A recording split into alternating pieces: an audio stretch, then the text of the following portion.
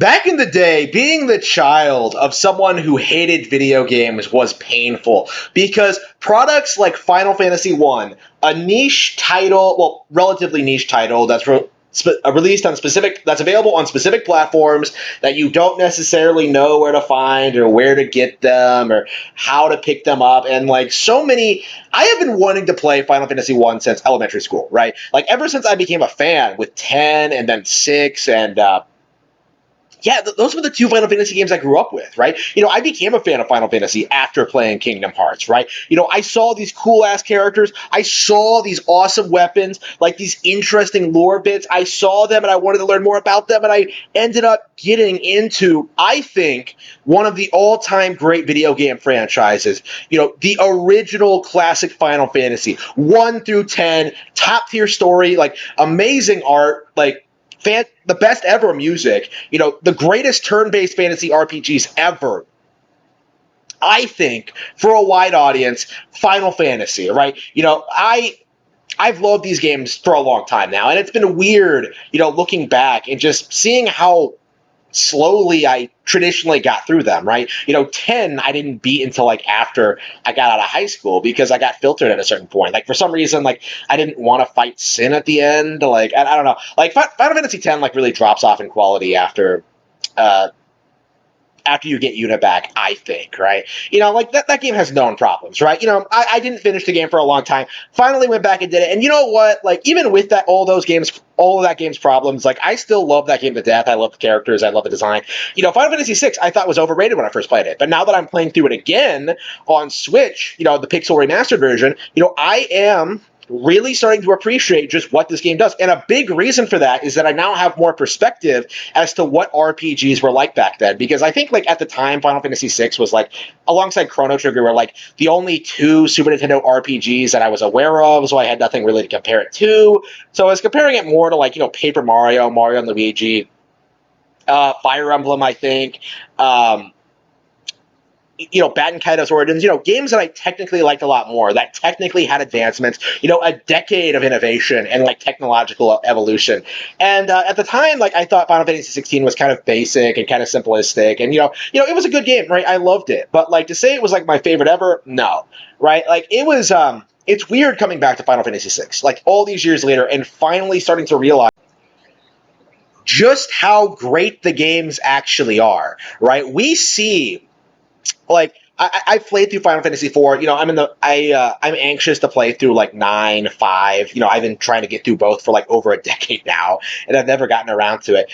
I've played 7. I've become a fan of 7 since then. But like, it's been on my mind like ever since I became a Final Fantasy fan. I want to go back and play the original Final Fantasy. Like that was always something that was on my mind. That was always something I was thinking about. That was always a thing on my bucket list, but I just never got around to it until today. That's right. Just a couple of hours ago, I finished Chaos. Oh, I killed Chaos. I killed Garland. Like I went through I explored the map. I beat all the fiends. I did this, and this. I got all the quest items. I had to use a guide, but like, I go through this game and I realize, like, wow, this game is really, really good. It holds up. This is like a major innovator when it comes to RPGs, right? You have like 4 party members, you have like the open world setting, you have like, this completely open-ended scenario, you have this like basic setup, the 4 warriors of light are tasked with like traveling the world and saving it from like the imminent threat of darkness, right? You have like a really surprisingly good plot. You have like interesting towns and settings and like ideas. It's bare bones. It's very simplistic, but like it is shocking to me. Shocking how much more invested in this than I ever got in like more recent Final Fantasy games. I'm thinking specifically like Final Fantasy 13, Final Fantasy and Final Fantasy 15, but like I'm sure like this extends to like a lot of the other sub games, the other subgenres. Like this game, this original really does have qualities that just ooze style and substance. Like they nailed it right out of the gate. Like it wasn't something they like had to build up to. Like it's not like Final Fantasy 7 was like the first good Final Fantasy. No. They knew what they were doing with this release going into it. Like it is a Dragon Quest like game that really builds off the concept and really makes it incredibly unique and fun with its own unique personality and style. Like from like the spell system to like the equipment to the boss fights. Like the game can arguably be considered easy, I think. Like I didn't struggle at all until the final boss where I had to like take a couple of hours to grind and get better weapons. But like, for most of the game, like when you're exploring the world, like meeting characters, like trying to get to places and places, like you really get this sense of like scale and adventure that is shocking to find in a game like this. Like you really feel like as you go through this game and make progress that you're really going on this big sweeping adventure throughout this world. And the game isn't that long. Like I beat it in about like 11 hours and 45 minutes. So it's about 12 hours long to do everything, right? And for NES standards, that's actually pretty shockingly long.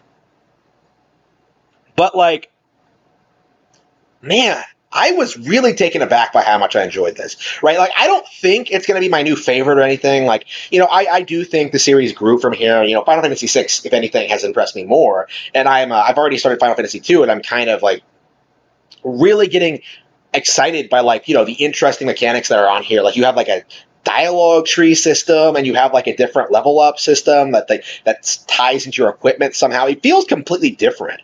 Like Final Fantasy 1 in a lot of ways felt like a Dragon Quest game, but like Final Fantasy 2 feels like it's like really going off the rails and trying to do something like completely new, original and different, much like Zelda 2 or Castlevania 2 or like any of these other like classic Nintendo sequels. Like people don't talk about this, but like I think Final Fantasy might have had like the same problem. I've heard people say that Final Fantasy 2 is like one of the worst ones, like right up there with 8. And I don't feel that way yet. If anything, I'm actually like really intrigued by all the radical changes from the original. Like I'm impressed by like the focus on like having a real conflict, like having real characters with like real arcs. Like one of your party members just mysteriously disappears at the beginning of the game and you have no idea where he is, right? It's just like the three friends like trying to find this other guy and like getting embroiled in this conflict within this evil empire and like utilizing monsters against the world. Like it is so interesting and so cool to experience this game for the first time because I would say 2 out of every Final Fantasy game is like probably the one I know the least about right now because it's not one people talk about, it's not one people address, it's not like everything I've heard about it is like extremely negative, but like after playing 1 I find myself like really fired up about playing Final Fantasy 2, and a big reason for that I think because the reason I'm so excited for Final Fantasy 2, the reason I'm so excited for 3, for 4, for 5, for 7 when I return to it, for 9 when I finally go back and finish that, like all of these games, is that because the original Final Fantasy game is so iconic and so timeless that even 30 years later, I can get invested and really enjoy playing through this game, right? This is an absolute gem and is something that I wish more gamers talked about more.